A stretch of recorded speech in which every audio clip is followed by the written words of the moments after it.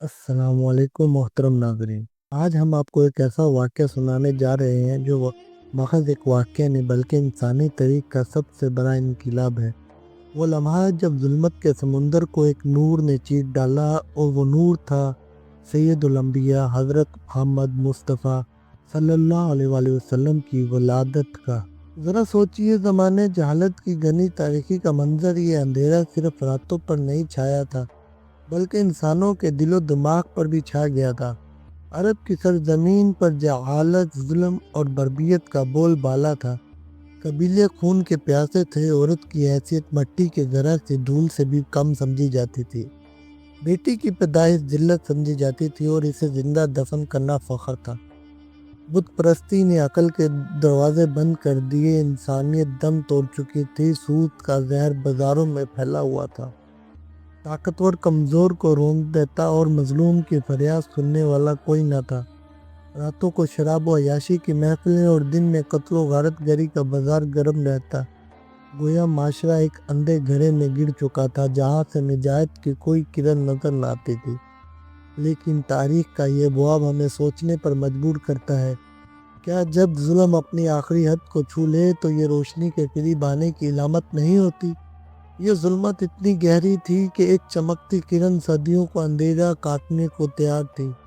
وہ لمحہ قریب تھا جب آسمان کانپنے والا تھا اور زمین اپنی کروٹ بدلنے والی تھی۔ وہ لمحہ جو پوری تاریخ کو دھارا موڑ دینے والا تھا۔ مکہ کی رات تھی، لیکن یہ عام رات نہ تھی۔ فضا میں ایک غیر معمولی سکون تھا، گویا کائنات اپنی سانسیں روک کر کسی اعلان کی منتظر تھی۔ پھر وہ گھڑی آئی۔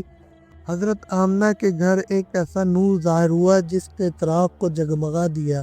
ایک بچے کی ولادت ہوئی، لیکن یہ ولادت صرف ایک بچے کی پیدائش نہ تھی بلکہ کائنات کے توازن میں ایک زلزلہ تھا۔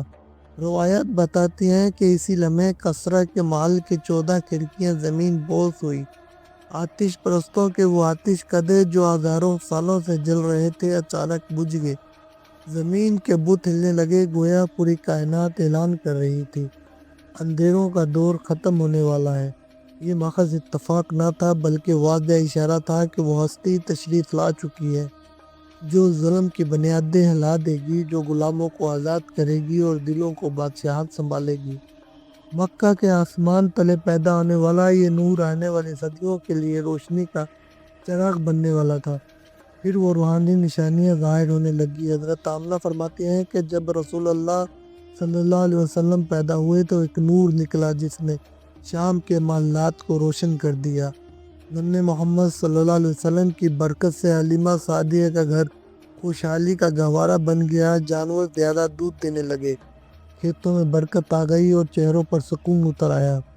یہ سب اس بات کی دلیل تھی کہ روشنی اب صرف ایک گھر یا خاندان تک محدود نہیں رہے گی بلکہ پوری انسانیت پر چھا جائے گی۔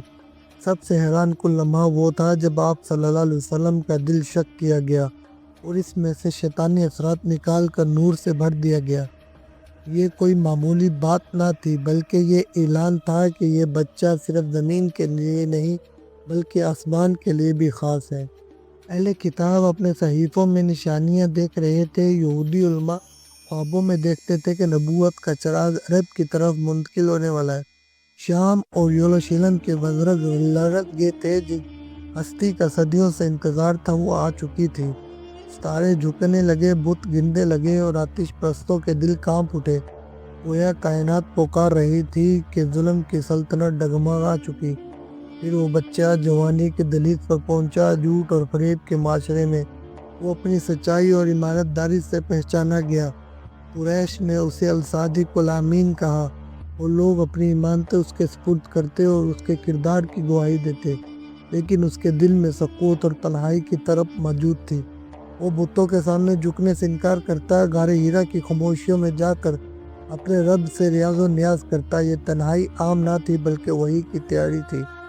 پھر وہ عظیم لمحہ آیا جب غار ہیرا کی خاموشی ٹوٹی اور وحی کی پہلی صدا سنائی دی، اقرا۔ یہ اعلان تھا کہ اب ظالم کا وقت ختم اور روشنی کا دور شروع ہو رہا ہے۔ عورت کے خون کے پیاسے بھائی بھائی بن گئے، عورت کو عزت ملی، غلاموں کو آزادی نصیب ہوئی، سود مٹ گیا اور عدل کا بول بالا ہوا۔ یہ انقلاب صرف عرب تک نہ رکا روم و فارس کے ایوان لرزے گئے، دنیا نے پہلی بار جانا کہ اصل طاقت تلوار نہیں بلکہ کردار میں ہے۔ صدیوں بعد سوال آج بھی باقی ہے، اگر ایک رات کی ولادت نے ظلمت کو وہ روشنی میں بدل دیا تھا تو آج کے انسان دل کے اندھیروں میں کیوں بھٹک رہے ہیں؟ آج کے شہر پھر سے لالچ، ظالم اور فریب میں ڈوبے ہوئے ہیں۔ ہم نے وہ نور بھلا دیا جس نے وہ وحشیوں کو انسان بنا دیا تھا۔